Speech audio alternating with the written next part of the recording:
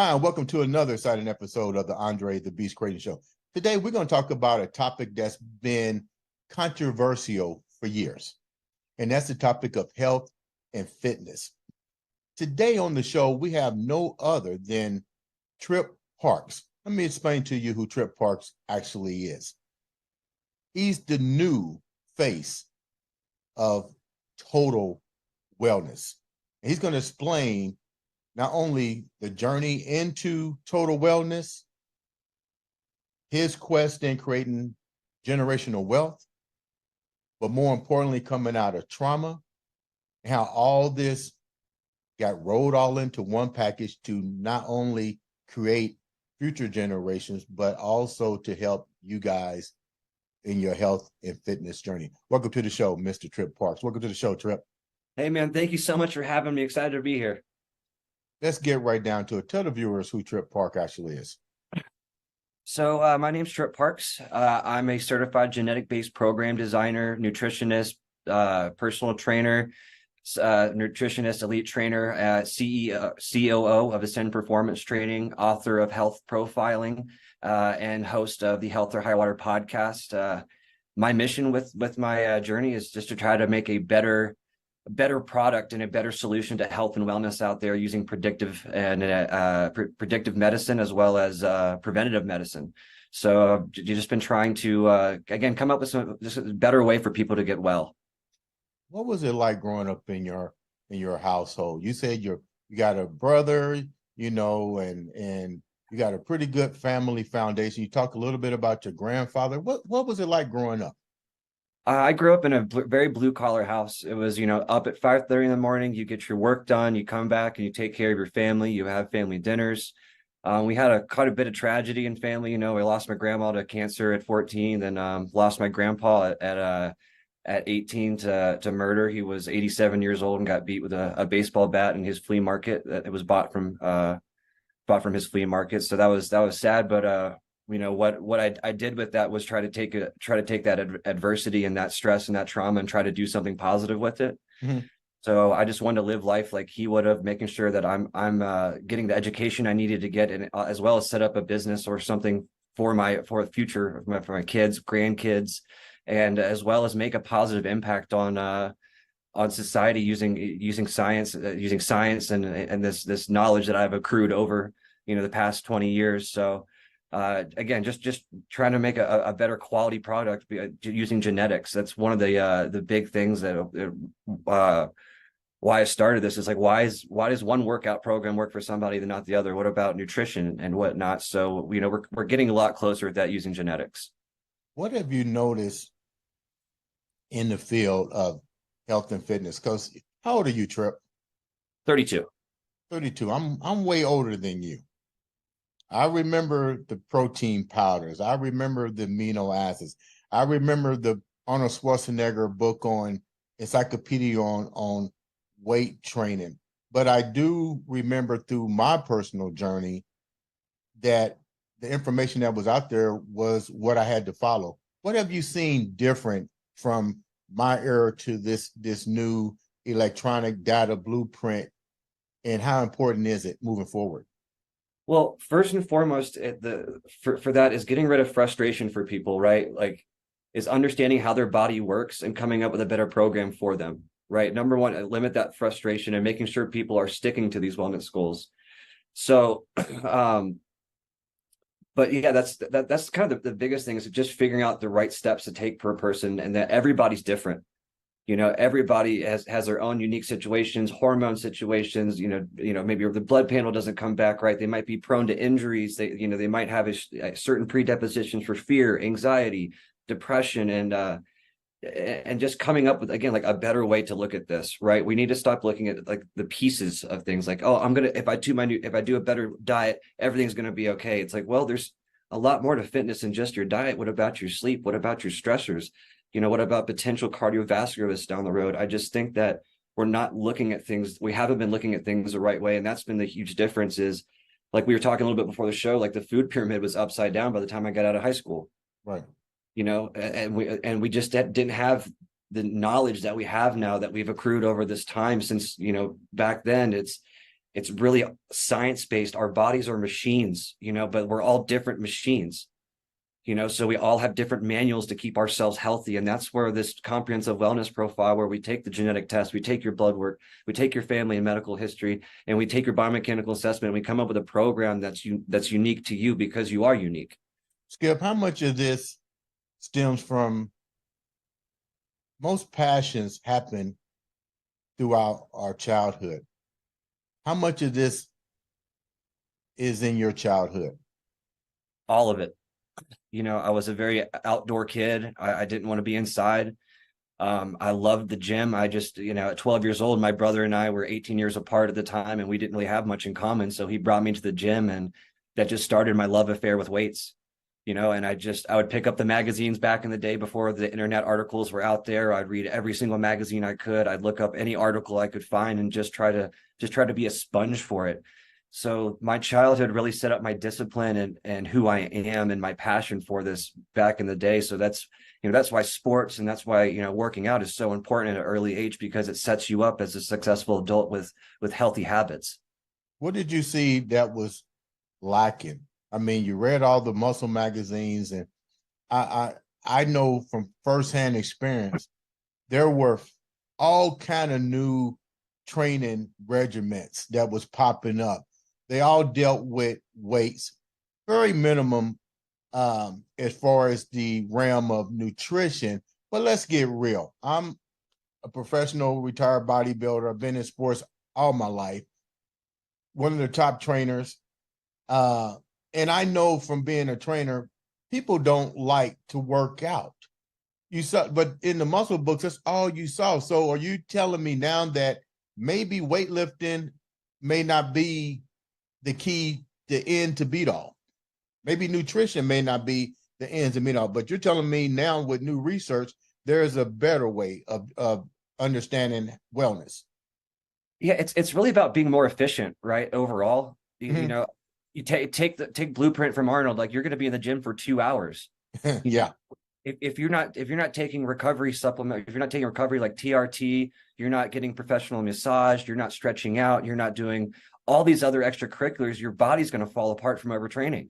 Mm-hmm. Right. And all these other people were doing those things like, hey, if Arnold's in there for 2 hours, I should be in there for 2 hours. And, maybe hypertrophy isn't the right answer for you. Maybe it's a different style of training. I think that, going to the gym, you especially with optimizing your workout, is understanding what's best for you.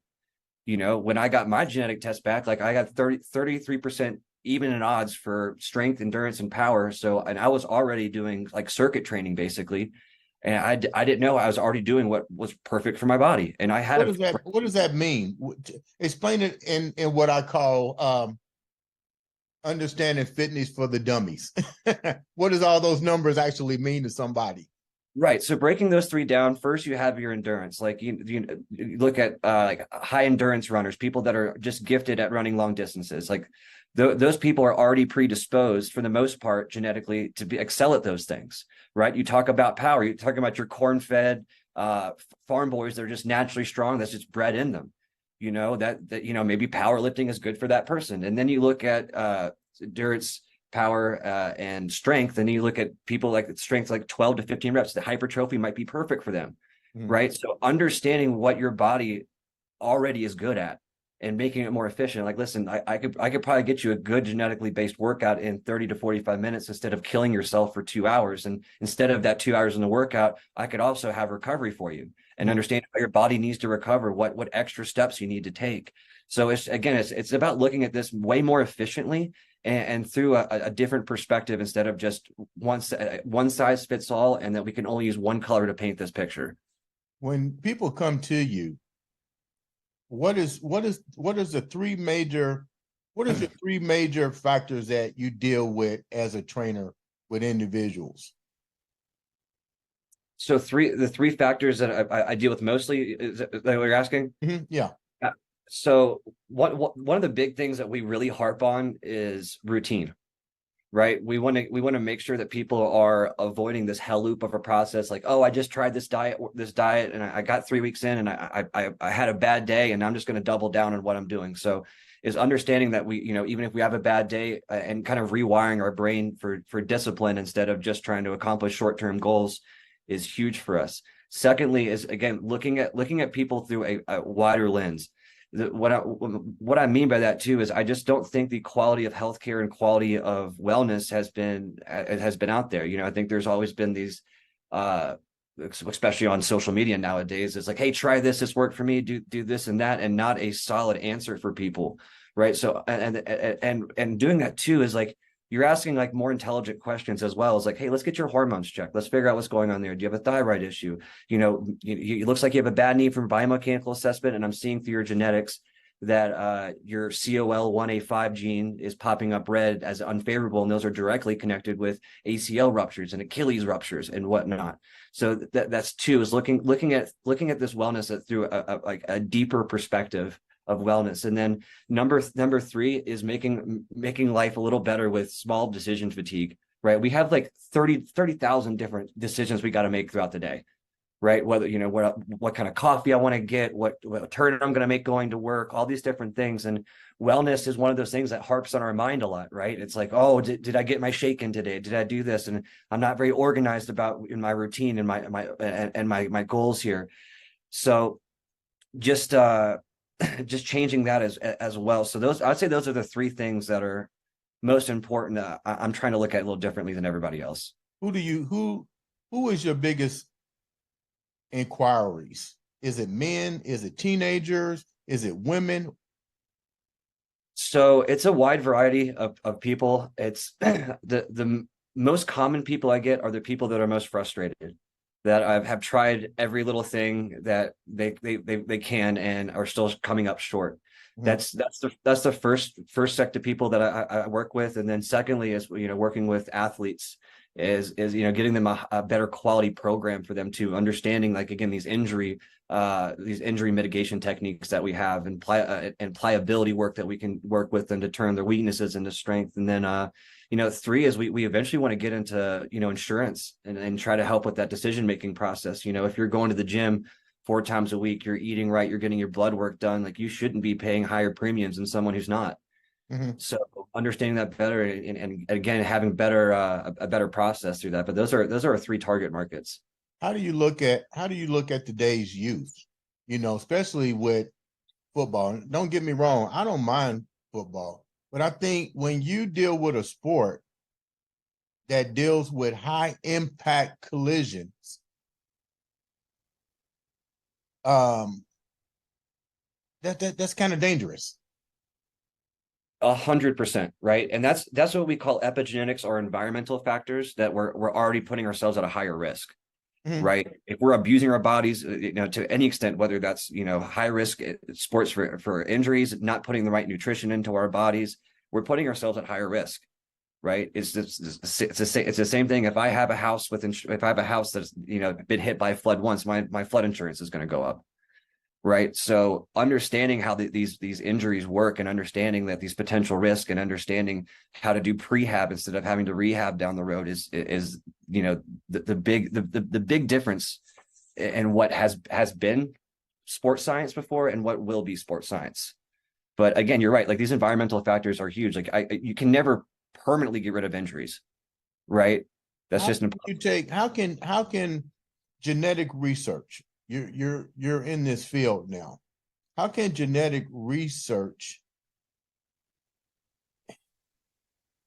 I'm trying to think of the right word to use, how can genetic research improve sports performance, especially in a sport that requires environmental factors such as boxing, such as football, such as even basketball, running up and down on the knees, the strenuous jumping? How was genetic research or genetic testing gonna make a better athlete, a less injury prone athlete?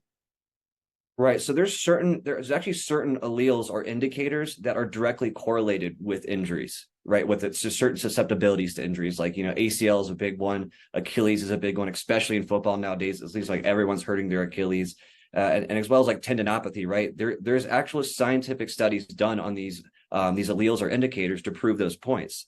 And and going into that, understanding these alleles, being able to apply these alleles to these athletes, understanding like these are your higher risk areas, making sure that trainers are working with them more in these areas, making sure that we're making those joints stronger, making sure that we're mitigating these risks, and is giving a higher quality program and a higher quality player in return. Yeah, but on certain biomechanical movements, stress is only allowed to a certain impact, a threshold. So even with genetic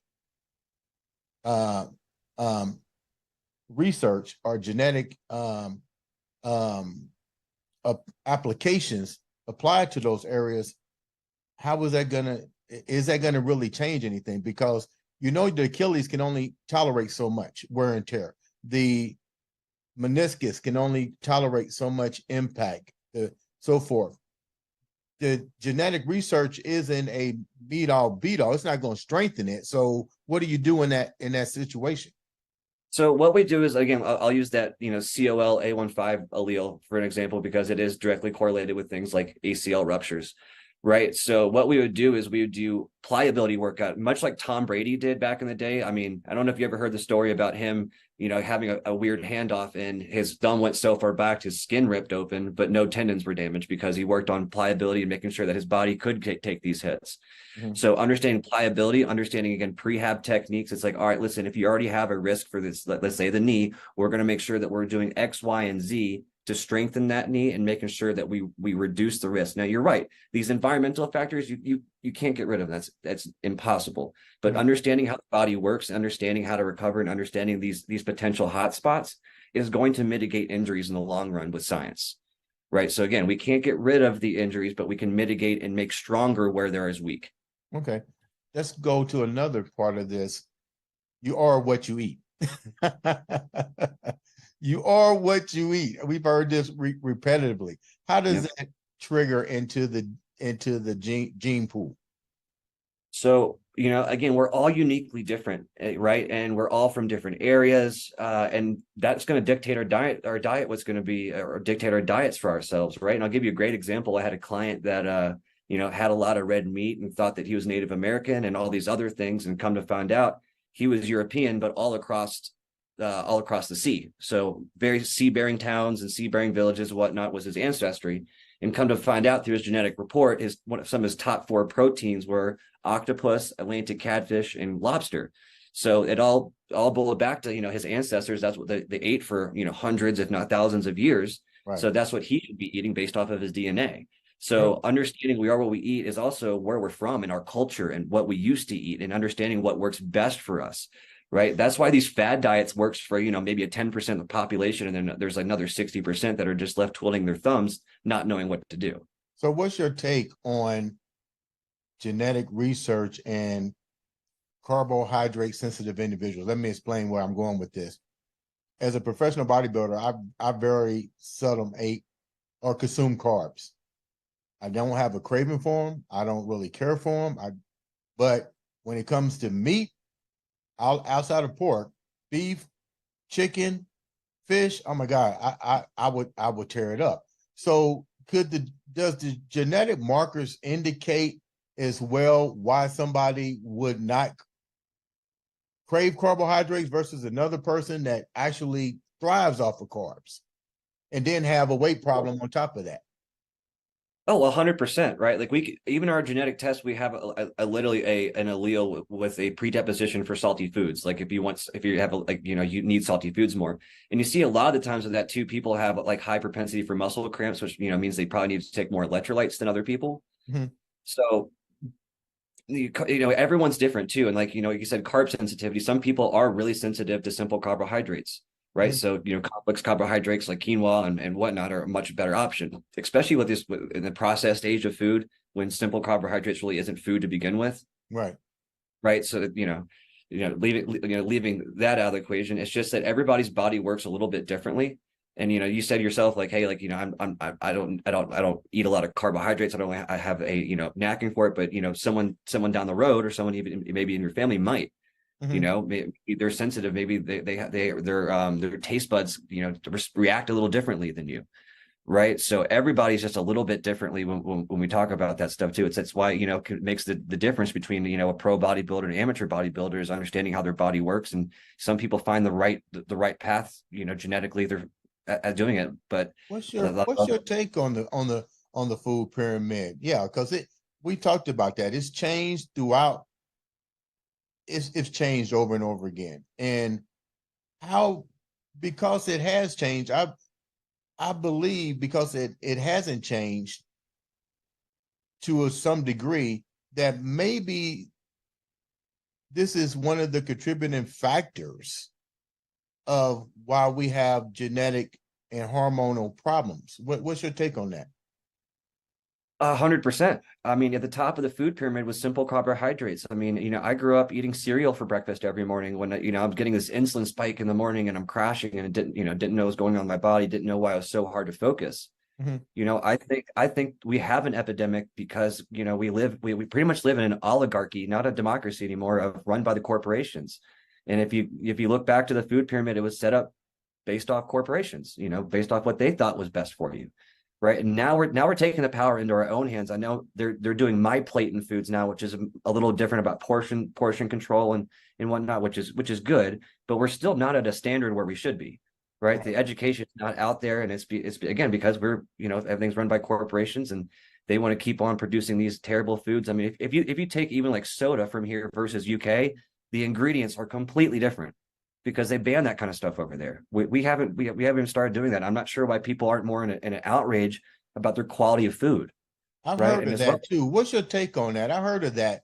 In certain countries, they don't even have the ingredients that we have in our food. I mean, why do you think there's not a bigger outcry in the US?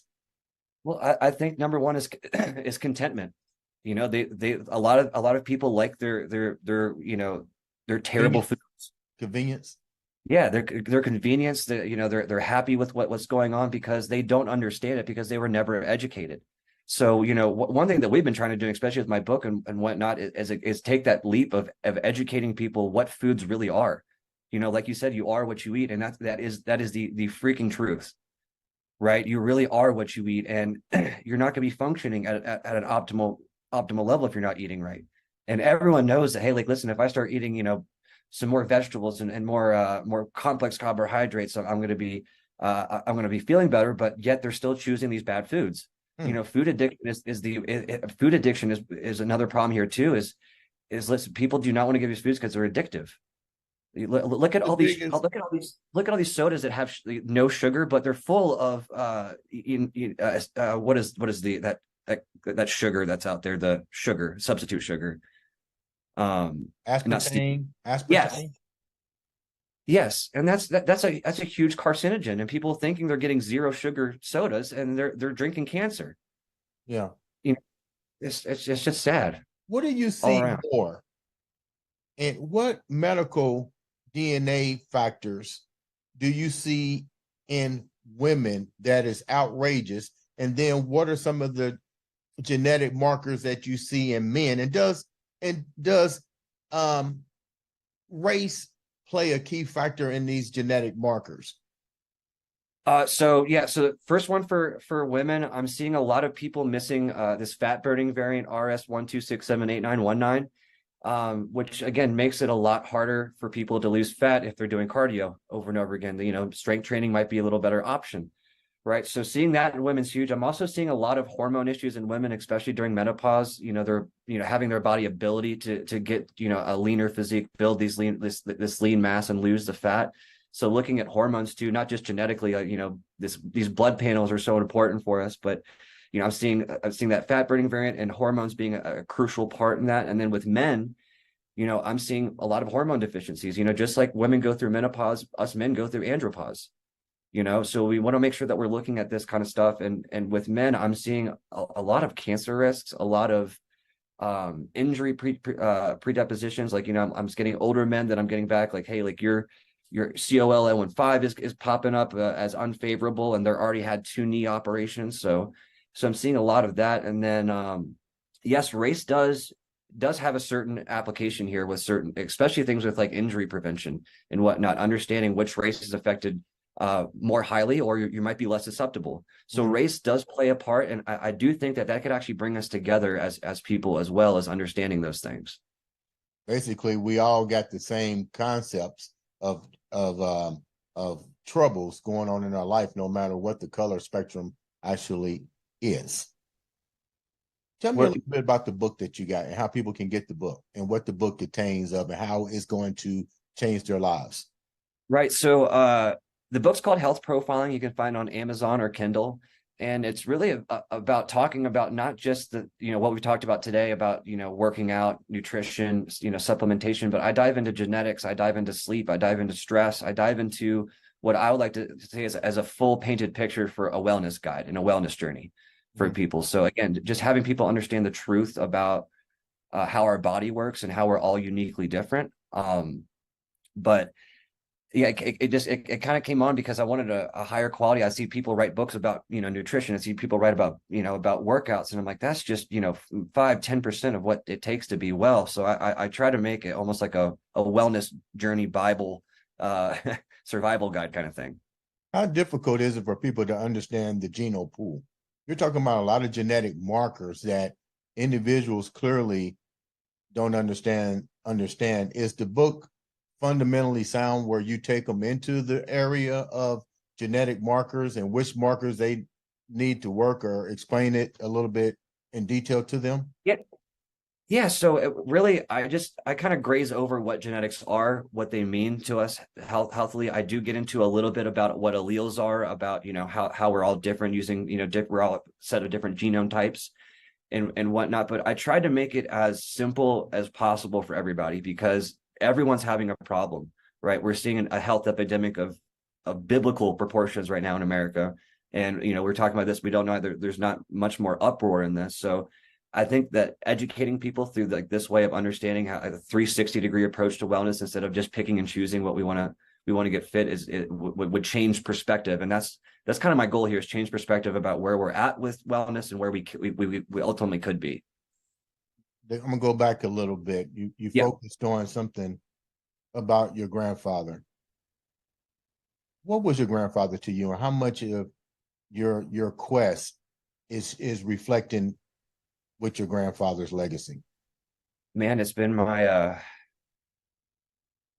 light, man. It's been he was everything to me. I saw he was one of the hardest working men I've ever seen, and he was finally retired, had his own little flea market that he loved to run, and I just saw his love for his family and all the sacrifice that he made, and understanding that he built this construction company, this welding company for his family. He spent nights away for his family. So um grasping that when he passed away has been literally my lifeblood. It's kept me going every single day. Now that my mom's had this stroke now too, and understanding that I've got to step up and provide for my parents now and try to be a better man.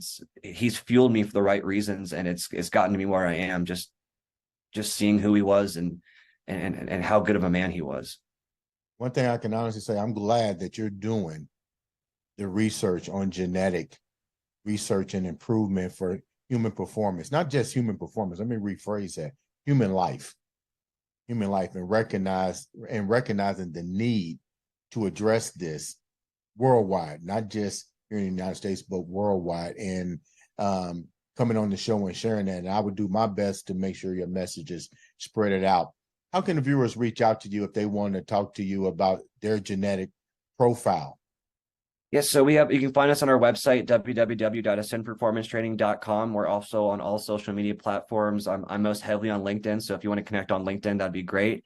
You can also email me, trippascendpt@gmail.com, if you guys want to reach me out there too. And then my phone number is on my website too. If you guys want to give me a text, I just want to provide it. Even if someone has questions, I love to just have a conversation with them. What's the end game for you, Tripp? Man, end game would be changing wellness for forever in a positive way, of this idea that right now when you have a problem, you get sick, you go to a doctor, they heal you, and that has made total sense for a long time. But we're at a point now where we can prevent things from happening, Mhm. and as a people, we deserve a better quality of care and a better quality of information and data to use to make sure that we can prevent these things from happening, and being able to enjoy our retirement, not having these strokes and cardiovascular diseases and injuries, these prolonging whatnot. It's, for me, my end goal is to wake people up a little bit about what's going on with their food, wake people up about what they're doing to their bodies, what and whatnot, as well as change this narrative of wellness, of like, listen, like we got to take health into our own hands, right? Obviously our government's not going to do it. Obviously that there's all this fad data out there. So we really just got to come together as a community, which we've been lacking in, come together as a community, ask for a better product and a better service. And I want to be able to fill that role. Man, that was deep. Leave the viewers with something that only Tripp Parks can leave them with. Man, one of the big things is it's never too late. It is never too late. I don't care if you're 4 years old or 88 years old. It is never too late to start treating your body better. It's never too late, right? I have people like, oh, well, I'm 55. And well, listen, if, even if we have to start off slow, just moving some arms around, just getting flexibility in, it's never too late to take your body seriously. Because listen, coming from me, like having to take care of my mom who's incontinent, if you're not taking care of yourself, someone else will, right? And that's in a negative. So listen, we gotta treat our bodies better, and there's never too late. I know I harped on a ton of bad things here, but there's also a light in the tunnel, us understanding wellness in a different light. So we got to band together, and it's really never too late to start taking this the right way. Ladies and gentlemen, this has been another exciting episode of the Andre the Beast Crayton Show.